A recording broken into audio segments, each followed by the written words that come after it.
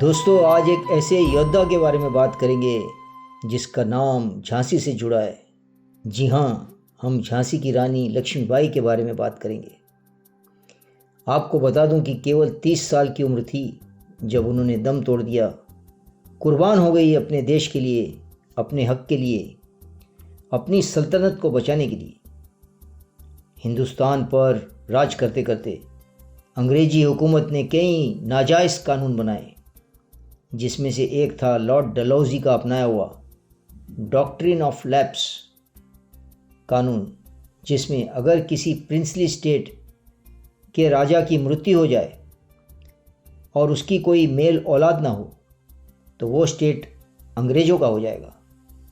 आखिर उनसे कौन पूछता कि आप ऐसा क्यों कानून बना रहे हो। इस अंधे कानून के द्वारा अंग्रेज़ों ने अवध, सतारा, झांसी और नागपुर को अपनी लपेट में ले लिया। सो हुआ यूँ था कि रानी लक्ष्मीबाई के पति राजा गंगाधर राव जी की मृत्यु विवाह के केवल 11 साल के बाद ही हो गई। उनका एक पुत्र हुआ था, पर वो छोटी उम्र में ही गुजर गया।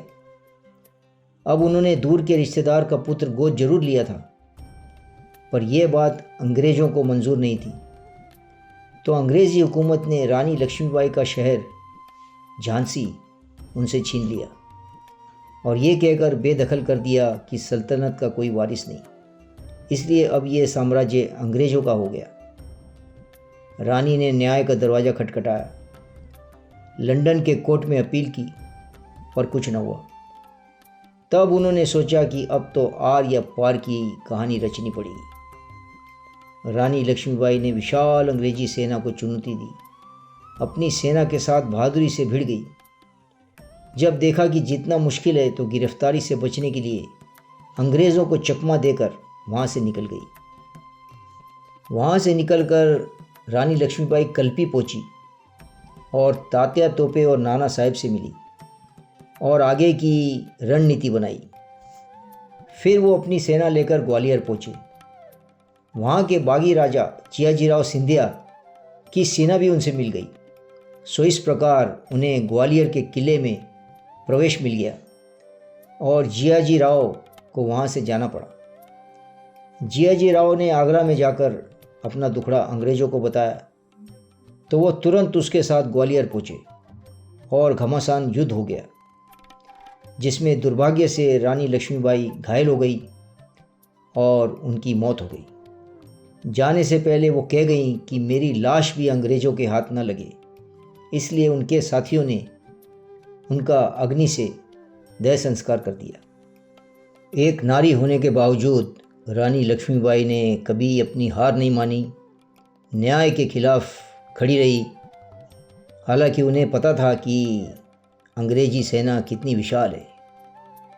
इसीलिए हिंदुस्तान की आज़ादी में रानी लक्ष्मीबाई का नाम सुनहरी अक्षरों में लिया जाता है।